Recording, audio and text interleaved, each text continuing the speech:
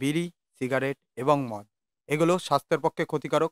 এ সকল জিনিস খেলে গাড়ে যাওয়ার সম্ভাবনা বেশি থাকে। যদি আপনি গাড়ে যেতে চান তাহলে যেতে পারেন। এবং আমাদের এই শর্ট ফিল্মটি প্রাপ্তবয়স্কদের জন্যে। দয়া করে বাচ্চাদেরকে এই ভিডিও থেকে দূরে রাখবেন।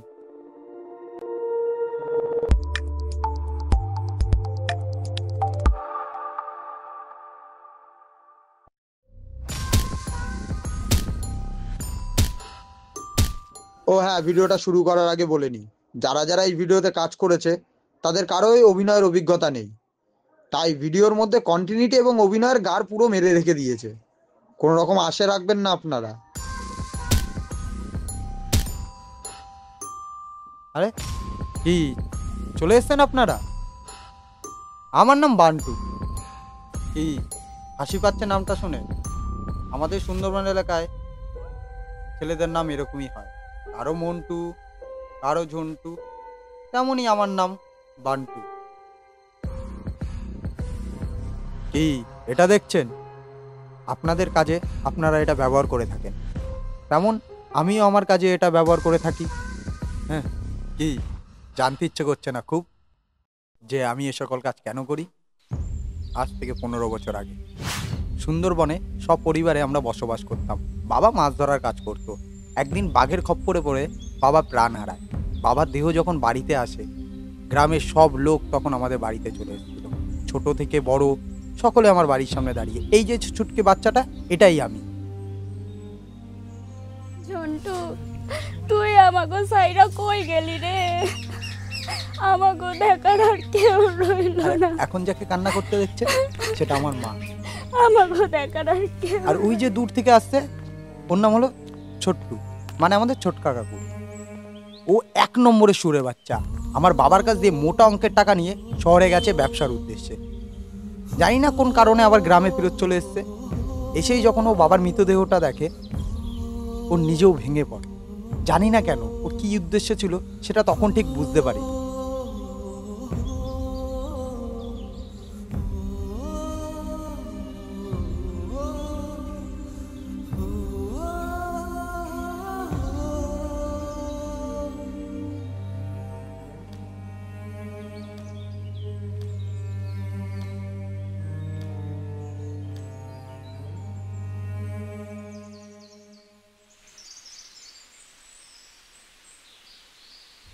ঝন্টু, তুই তো টাকা পাস, তুই তো মরে গেলিস, টাকাটা কার হাতে দেবো বল?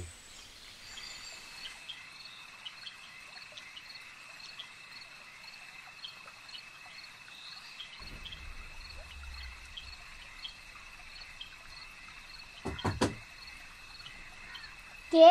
বৌদি, আমি ছোট্টু। এত রাতে?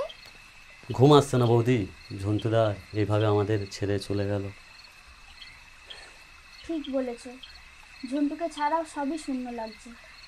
এবার যে আমি একা কি করব? ঝন্টুদা তো আমাদেরকে অনেক সাহায্য করেছে, আমি চাই যে ওর পরিবারের পাশে দাঁড়াতে। তুমি সত্যি বলছো ছোট্টুদা আমাদের সাহায্য করবে? বৌদি, গায়ে থাকলে কিছু হবে না, তুমি আমার সাথে শহরে চলো, আমি তোমার একটা কাজের ব্যবস্থা করে দেবো। ঠিক আছে ছোট্টুদা, তুমি যা বলবে আমি তাই করব, আমি রাজি। সেদিন মা ছোট্টু কাকার কথায় রাজি হয়ে যায় শহরে যেতে। সে কি বিশাল শহর, ট্রেন, মানুষজন, গলিগালা, সে আলাদা অনুভূতি, তা আমি মুখে বলে বোঝাতে পারবো না।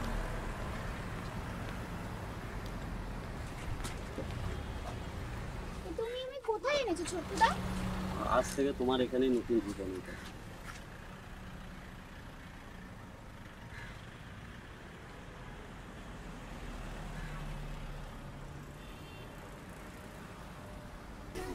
ছোট্টু, নতুন ফুল এনেছো? ভালো ভালো।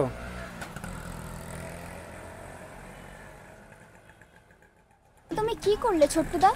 যা করেছি বেশ করেছি, আজ থেকে তুই এখানেই থাকবি। ছোট্টুদা তুমি কোথায় যাচ্ছো? তুমি কোথায় যাচ্ছ? সুরে বাচ্চা ছোট্টু সেদিন আমার মাকে এক দালালের কাছে বেচে দিয়ে যায়। তারপর শুরু হয় আমাদের জীবনের এক নতুন অধ্যায়।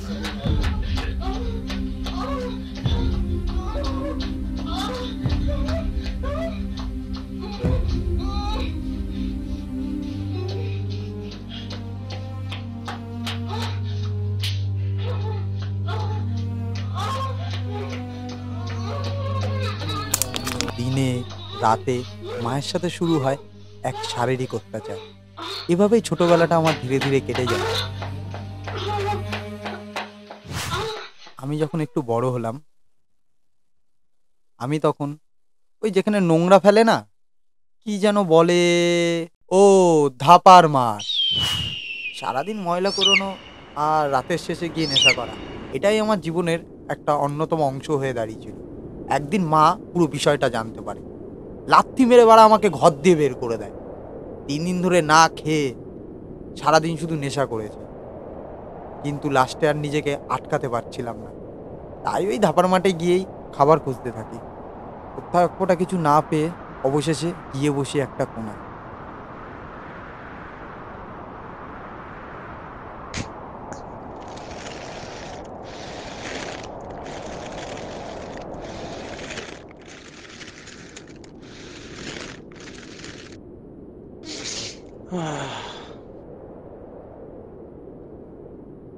মনে হচ্ছে একদিন না খেতে পেয়ে মারা যাব।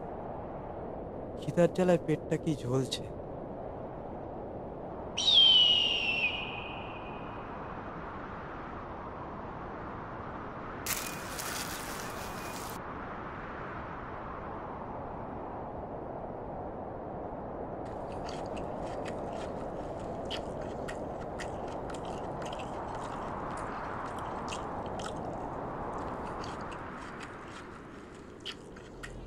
আর ওই যে দেখতে পাচ্ছেন তো, একটা সুরে বাচ্চা হেঁটে হেঁটে আসছে, ওটা আমার বন্ধু। ও আর আমি একসাথে এই নোংরা তোলার কাজ বাজ করে থাকি।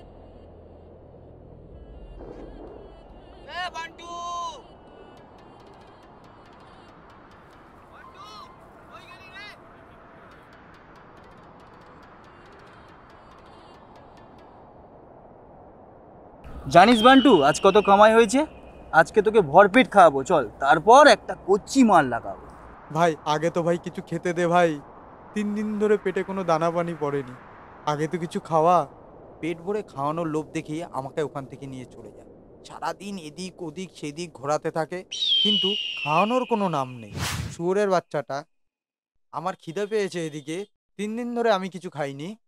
ও শুয়োরের বাচ্চা মদ খাবে, মাগি লাগাবে, আর এদিকে 3 দিন আমার পেটে কিচ্ছু পড়েনি, সেটা শুয়োরের বাচ্চা বুঝতে পারছে না।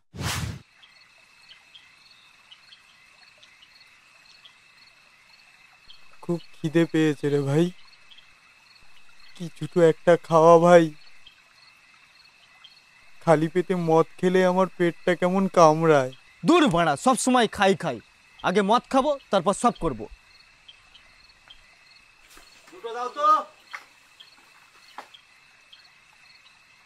এ ভাই, এই দেখ, চল।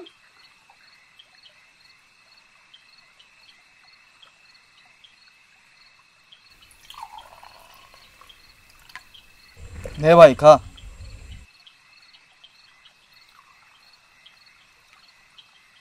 শুধু শুধু মদ খাবো? দের বাড়া খা না, চাট আছে তো আমার কাছে, খা। চাট আছে তো? হ্যাঁ।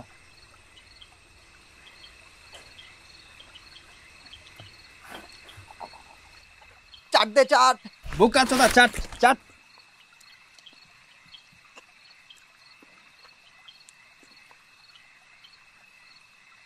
ভাই তোর কথা মতো তো মদ খেয়ে নিলাম, এবার কিছু তো একটা খাওয়া। ভাই শোন, কচি মাল লাগাবো, তারপর রাজভোগ খাবো তোকে, চল যাই।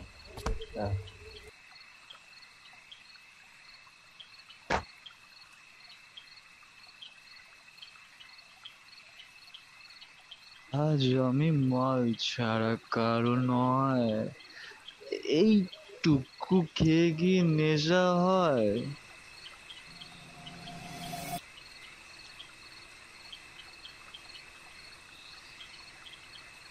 হে, কিছু বুঝতে পারলেন না না? একটু ধৈর্য ধরুন, একটু ওয়েট করুন। হে, খেলা এখনো বাকি আছে।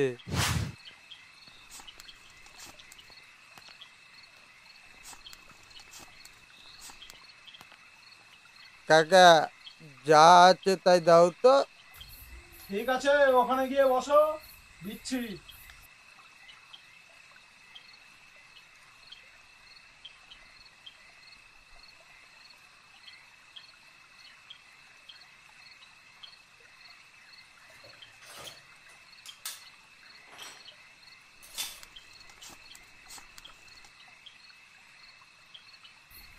নাও খাবার। জলটা কি আমার বাবা দেবে? দাঁড়াও, দিচ্ছি দিচ্ছি। এ নাও দাদা জল। দাদা কত হলো? 100 টাকা। আরে দাদা 200 টাকা, 200 টাকা তো খুচরো হবে না।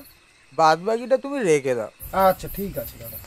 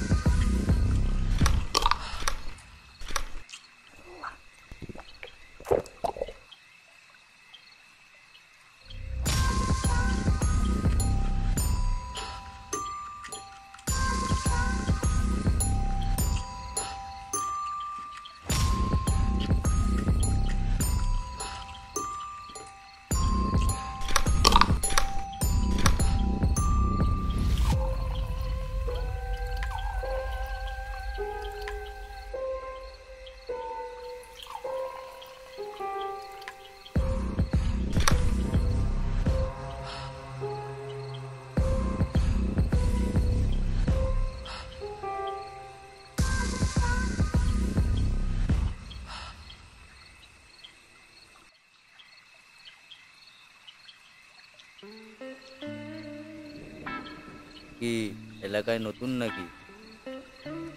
দেখে তো মনে হচ্ছে প্রথমবার। ঠিক আছে, চামিল্লির ঘরে যাও, যাও যাও। আবে কেন লাইটটা বন্ধ কেন? কিরে এত চুপ কেন? নতুন নাকি? হ্যাঁ নতুন। কি হলো, তুমি তো আমার নাম জিজ্ঞেস করছো না? নাম জেনে কি হবে, একটা রাতেরই তো গল্প। প্রথমবার যখন ওই মাগিটাকে দেখেছি না, উফ, আমার মধ্যে থাকা জানোয়ারটা যেন জেগে উঠেছে।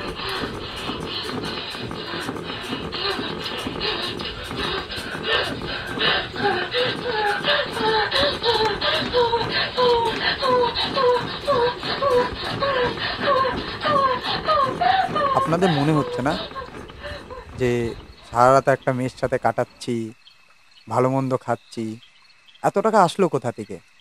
আরে মশাই দাঁড়ান দাঁড়ান, একটু সিগারেটটা ধরিনি, তারপর না হয় বলবো সব কথাই।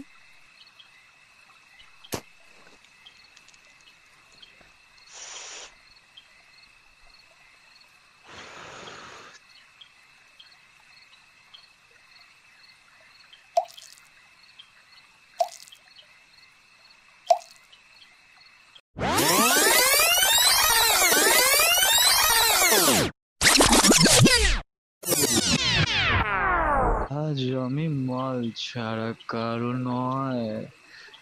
এইটুকু শুয়োরের খেয়ে বাচ্চাকে কি বললাম খিদে নেশা পেয়েছে। হয়? শুনে না, ওরা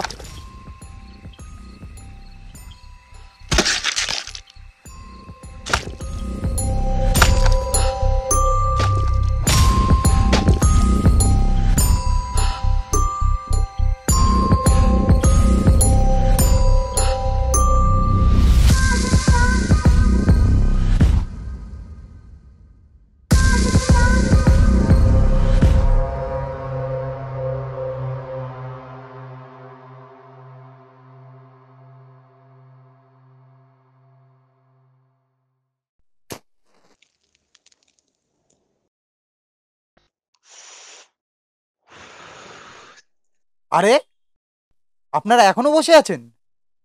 গল্প শেষ? যান যান যান যান যান যান যান।